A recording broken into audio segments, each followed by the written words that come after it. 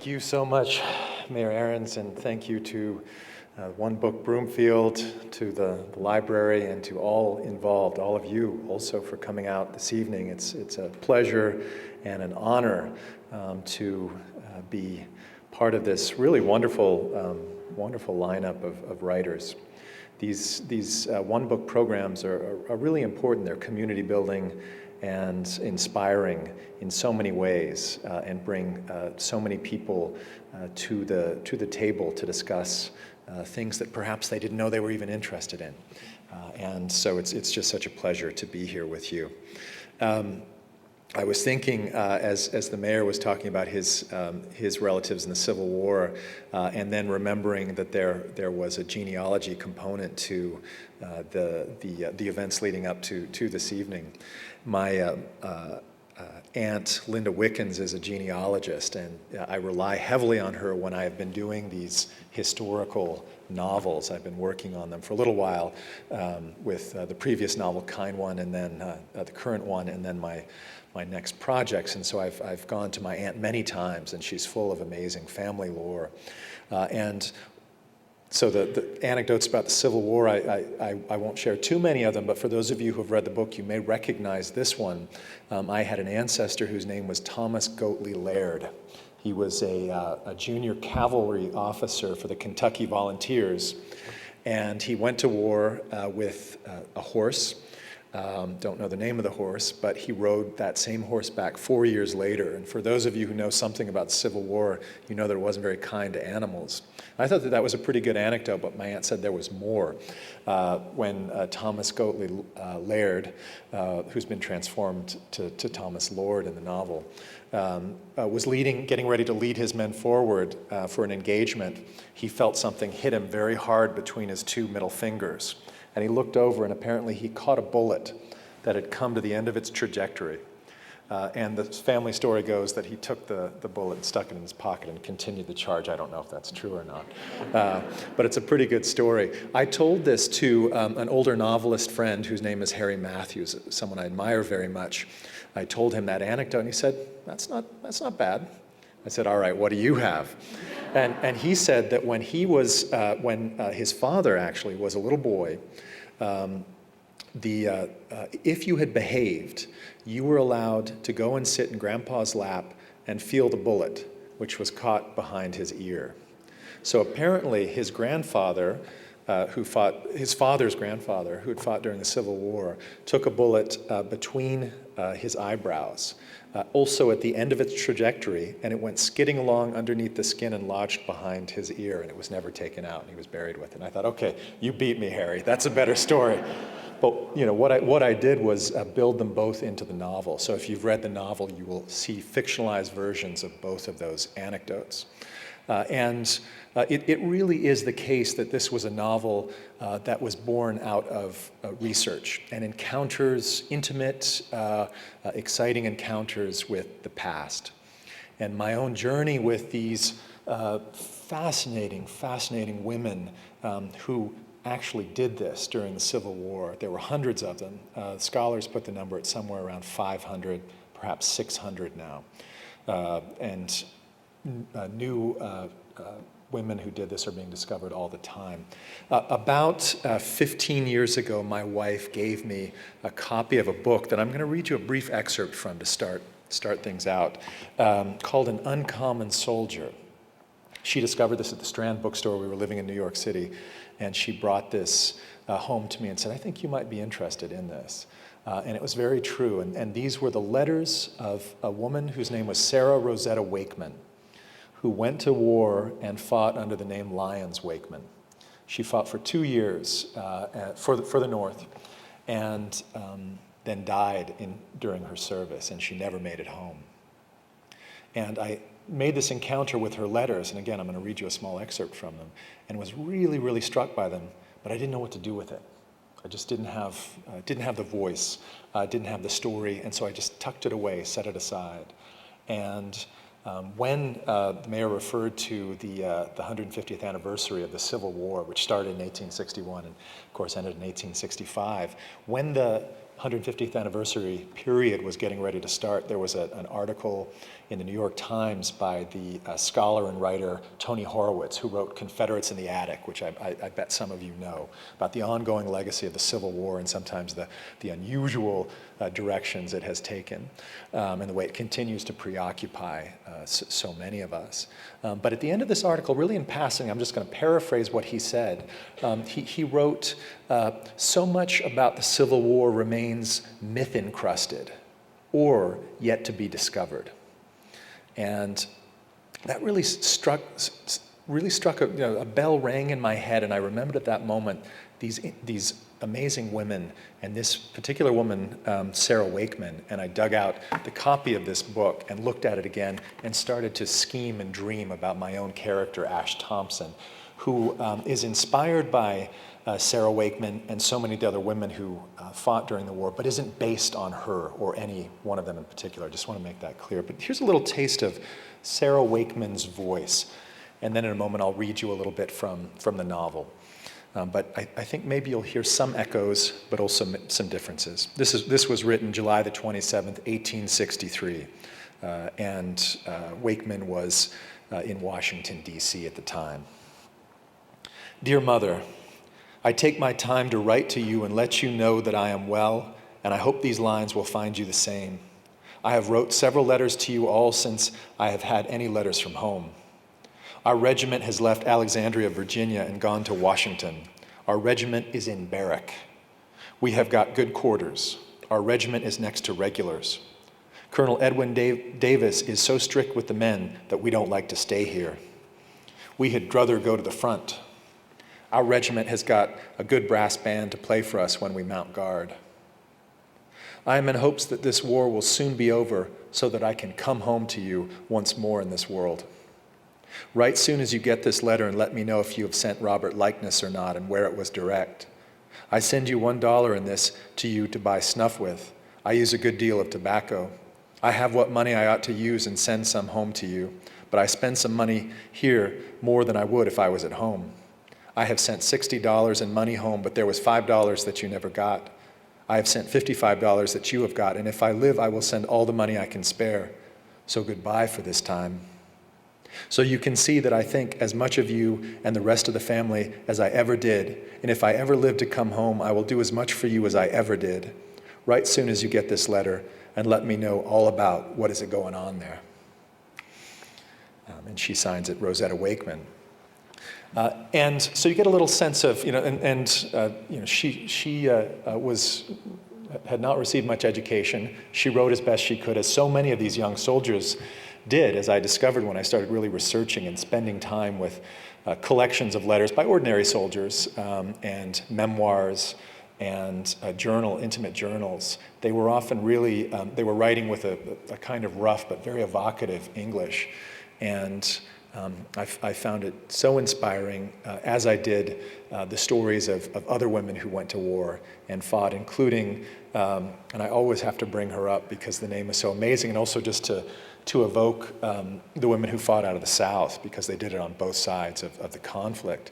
But this young woman's name was Melverina Elverina Peppercorn. And she went to war and she fought out of Tennessee. And it's even better than that, because she went with her twin brother, whose name was Alexander the Great Peppercorn. He went by Lexi, apparently, which simplified things. That would be quite a handful, wouldn't it, all the time? But she went with Lexi. Lexi was wounded in the first engagement, and Melverina took off her uniform, put her dress back on, and went to the hospital with Lexi, helped nurse him back to health, and they vanished from the history books, both of them. But so evocative, so tantalizing, these fragments, these bits and pieces of story. There was Fannie Wilson from the North, who spent a couple of years fighting for an infantry, with an infantry regiment, and was discovered and kicked out of the service. You were instantly kicked out once you were discovered. There just wasn't any argument about it. And she went and danced as a ballerina for about 6 months in Cairo, Illinois, at the military encampment there. She got tired of that, realized dancing wasn't for her, and re-enlisted in the cavalry and fought for a while longer. There was a woman who was discovered 6 times, and each time she just went down the road and joined another regiment. You couldn't Google things, that there weren't databases. And if you were determined, as so many of these women were, this is part of what I discovered during my research, is you fought, you really did it. So not only did you risk bullet wound, not only did you risk cannonball, disease, your own mortality, and the dreariness of military life. So much of it was sitting in camp, waiting and waiting and waiting, and then maybe all of a sudden going out to face the bullets. These women had to face the real legitimate fear of being discovered. And that was really fascinating to me as I thought about how I would shape this story. Would this be another Civil War story that gave encyclopedic information about the number of soldiers that fought in this engagement and what a general chose to wear on this particular day in this particular battle? The kind of really very interesting, often, details that many accounts of the Civil War give to us. Or would this be something that was more intimate, more personal, more enclosed as a story? The field of vision, would it be more restricted? And the more I wrote, the more I realized it was going to be the latter. She talks about her immediate circumstances during her experience of conflict and what happens after she leaves service. And so I thought maybe what I'd do is give you just a little bit of a taste of the book for those of you who haven't read it. I know some of you have. And then we'll see if perhaps there are some questions. We can have a conversation. There are many more things to say about how this got written, but maybe now it's time to hear just a little bit of the actual book. I was strong, and he was not, so it was me went to war to defend the Republic. I stepped across the border out of Indiana into Ohio. $20, 2 salt pork sandwiches, and I took jerky, biscuits, 6 old apples, fresh underthings, and a blanket too. There was a heat in the air, so I walked in my shirt sleeves with my hat pulled low. I wasn't the only one looking to enlist, and by we had ourselves a band. Farm folk cheered as we went by, gave us food, their best shade to stop in, played to us on their fiddles. Everything you've heard about from the early days, even though it had already been a year since Fort Sumter, and there had already been the first Bull Run, and Shiloh had stole off its souls, and the early days were done and dead and gone. The 10th or 11th night on the road, we drank whiskey and hollered under the stars. There was a running race, knife-throwing, cracker-swallowing contest, feats of strength. One of the boys tried to arm wrestle me and got the back of his hand scraped when I smacked it down. None of the others took a turn. There was an old lady outside Kettering, fetched me up a drink of water from her well, took a long look at me as she handed it to me, and told me I needed to watch my step. No one else outside that lady saw what I was. I slept just exactly like a pine plank on that walk. I sent Bartholomew my first letter from Dayton. I sent him about the same one from Cincinnati. I wrote that I missed him fierce. I wrote that I was fierce happy, too. I gave my name as Ash Thompson down out of Dark County. Where in Dark County? They asked me. And I told them, even though I could see straight off they weren't listening, that Ware was in the northwest corner of that fine county on my daddy's farm. After they had cracked on my teeth and whistled at my thick fingers and had me scrape my thumb calluses across the wood tabletop, they gave me my blues. A week later, when they saw I didn't mind work and hadn't run off, they handed me my firearm. It was a Model 1861 muzzle-loading Springfield rifle with flip-up sights and percussion lock, and they said you could use it to kill a man a quarter mile away. That was something to think about. How you could rifle a man down was looking at you and you at him, but never see his face. I hadn't figured it that way when I'd thought on it back home. I had figured it would be fine, big faces firing back and forth at each other, not threads of color off at the horizon. A dance of men and not just their musket balls. There was another fellow, little bitty thing, made me look tall, said something not too far off these lines aloud as we stood there staring at our Springfields. "Don't you worry, sweetheart," said to him the officer who was handing out the hardware. "You'll get so close to those rebel boys, you won't know whether to kiss or kill."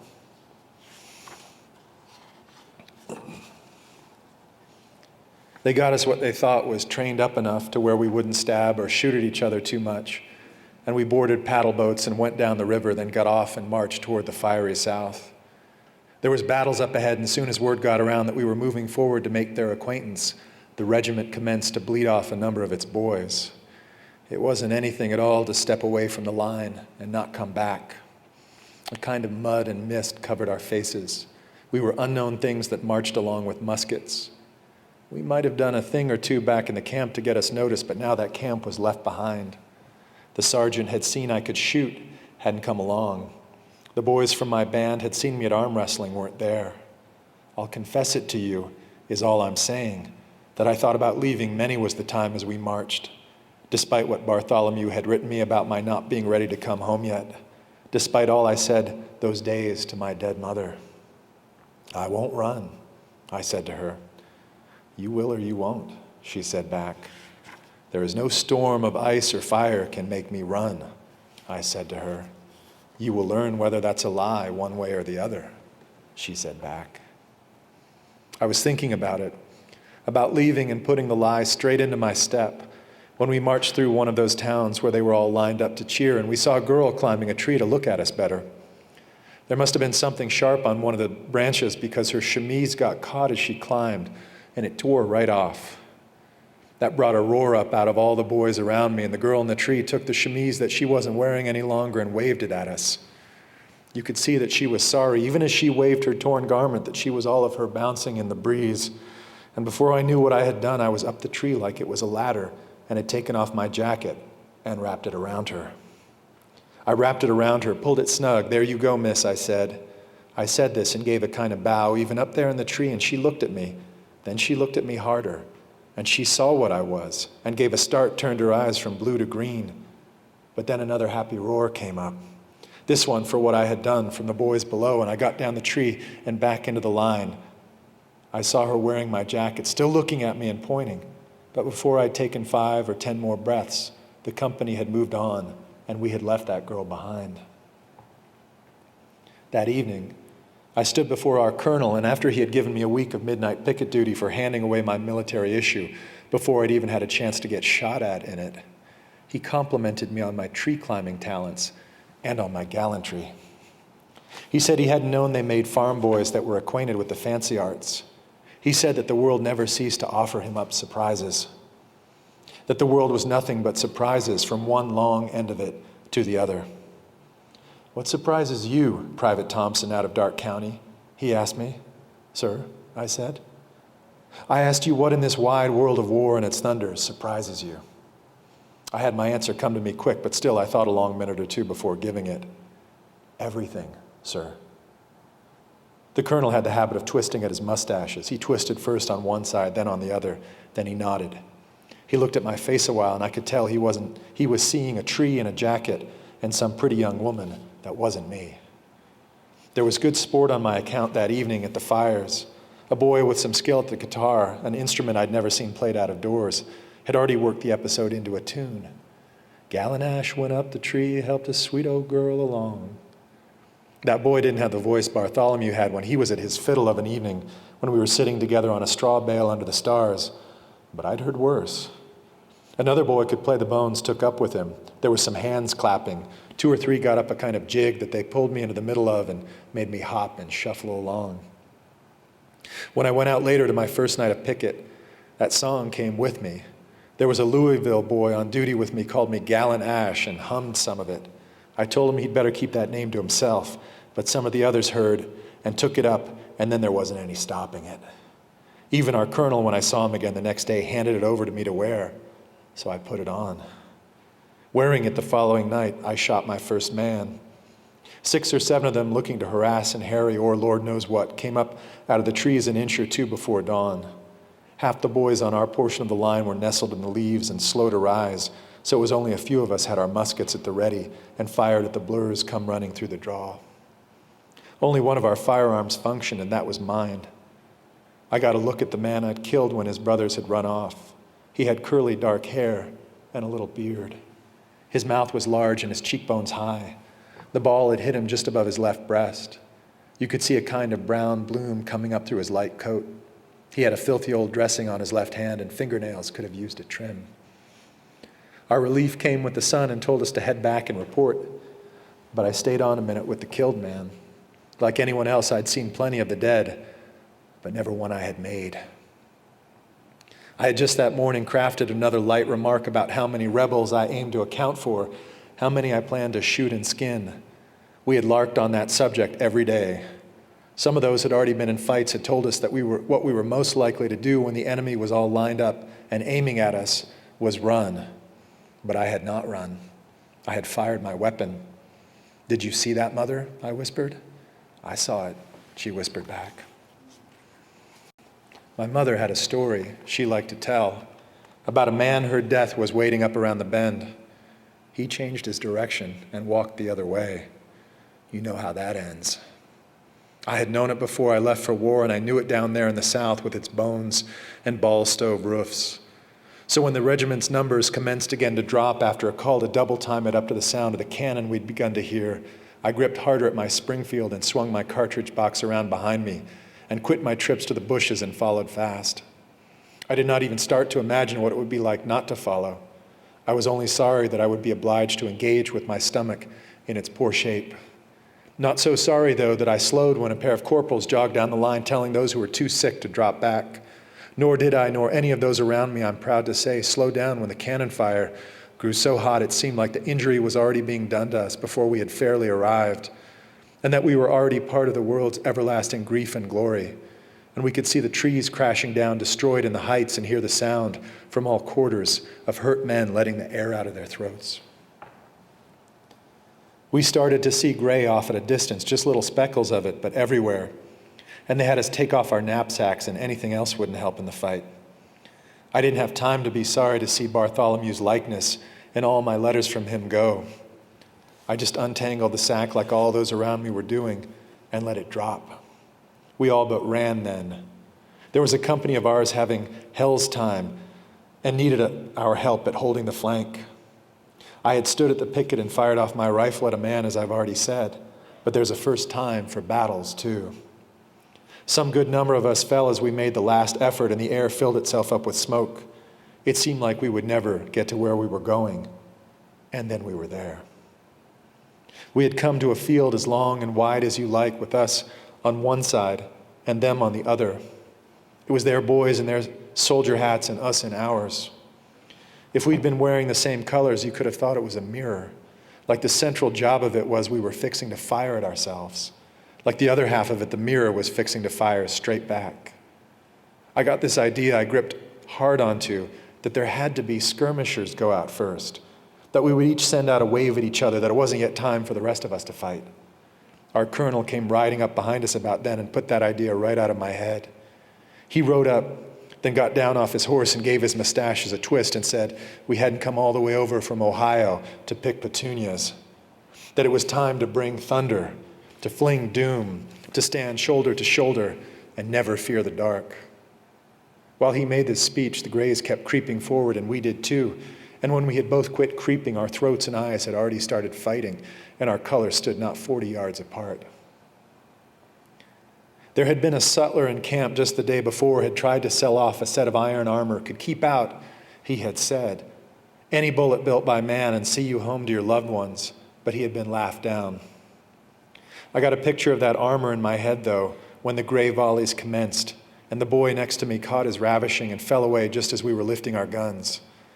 The boy on the other side of me croaked out about sure wishing he had a rock or tree to stand behind. And the old fellow, been in plenty of fights next to him, laughed and bit open a cartridge, sniffed loud and said, "You are the tree, son." I'll stop there with that.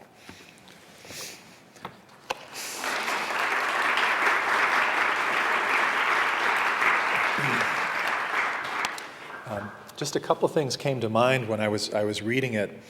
And one of them was the interesting fact I uncovered when I was reading the very interesting Civil War memoir of Loretta Velasquez, who was daughter of Cuban immigrants and who enlisted to fight in the war after her husband was killed. And she went to war at the head of a company of men as Harry Buford.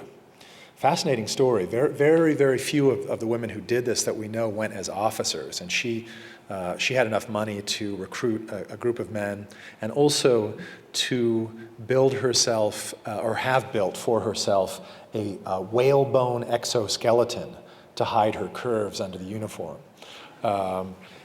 And most of the women, if that was an issue, would do things like wrap a blanket around their waist to thicken their waist, and so on. But she had an exoskeleton built. And I love the idea that it's a kind of inverted corset, right?